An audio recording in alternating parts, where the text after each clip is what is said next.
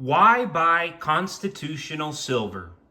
Good evening, folks, and welcome back to another episode of Silver Dad Knows. Remember, always live with no edits. If this is your first time here, hit that subscribe button now, as you're going to like what I'm about to say. So, just to begin this episode, I'm going to feature one of my favorite pieces when it comes to stacking constitutional silver.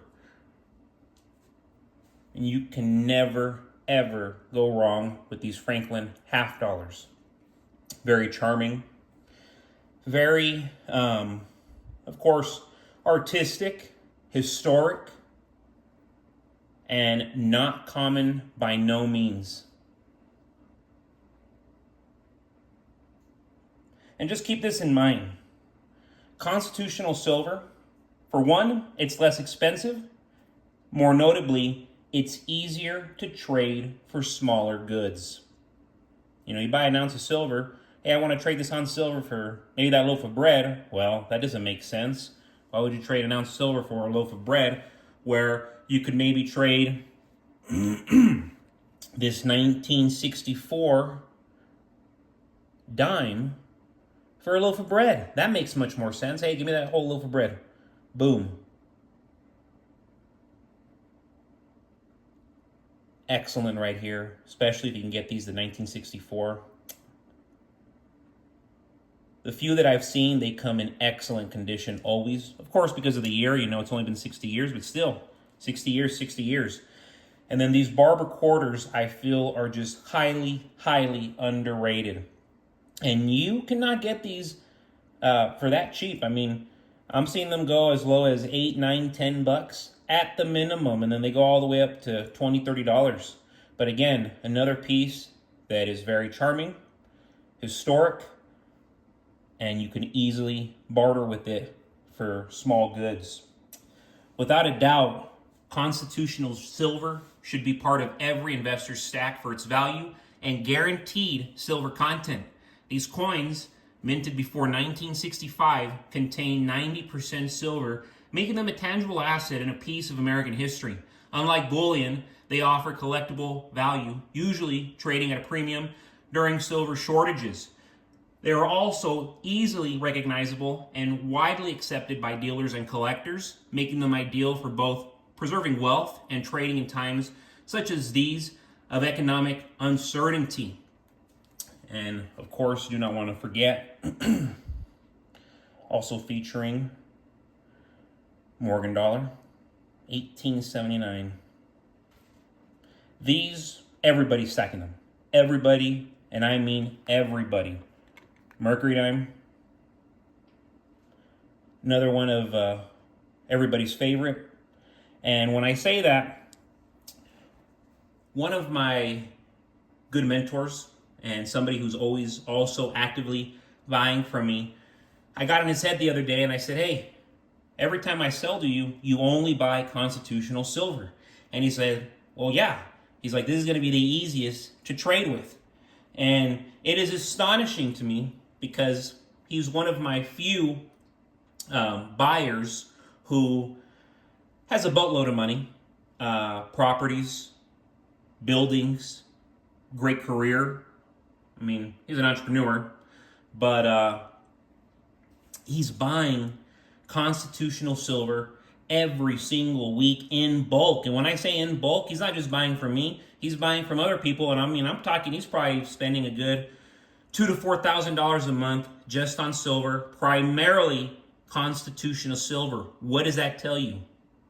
And then the fact that he's telling me, oh yeah, this is what I'm going to be trading with. And I said, do you think it's really going to get to that point? And he said, absolutely. He said, yes, it has to. It has to get to that point. It's terrifying, but when you're prepared, it's easier to move around the chaos. Imagine walking into your local Albertsons or Vista Market, reaching for your wallet, only to be told they no longer accept your cash. How would you feel? Major retailers like Walmart, Target, Dollar Tree, they're starting to refuse certain types of cash. So the reality is shifting, and stores are becoming picky about which bills they accept. the core issue is that these stores are no longer accepting severely damaged bills.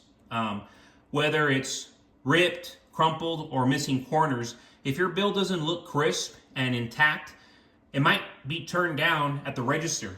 This shift, beginning, of course, already this month, October 2024, stems from rising concerns about counterfeiting bills. With an increase in fake currency, retailers are taking stricter approaches. As we move toward a more digital economy, stores will continue to tighten their policies. With increasing emphasis on digital transactions for speed, security, and convenience, cash is on its way out. There's no sugarcoating that. Cash is not just becoming less practical, it's also losing its reliability. Banks may still exchange damaged bills, but with retailers increasingly rejecting them, people are finding themselves in situations where their money is essentially worthless for daily transactions. In an economy where even cash can be refused, owning tangible assets like silver gives you security. Silver holds its value no matter how the rules for currency change. You don't have to worry about crumpled bills, expiration dates, or a sudden digital switch. Silver transcends all of that. As we witness more signs that the financial system is inching closer to eliminating cash, whether through stores refusing damaged bills or the rise of digital currencies, it's never been more important to hold on to real assets. Silver doesn't rely on the whims of government policies or corporate decisions. It's a store of value that has stood the test of time, even as a currency systems, even though these currency systems are evolving and ongoingly collapsing, silver withstands. And real quick, folks, just before I end this evening, I want to give a quick shout out to my loyal subscriber. Here we go. Mike O'Neill, 5770, a comment from earlier today.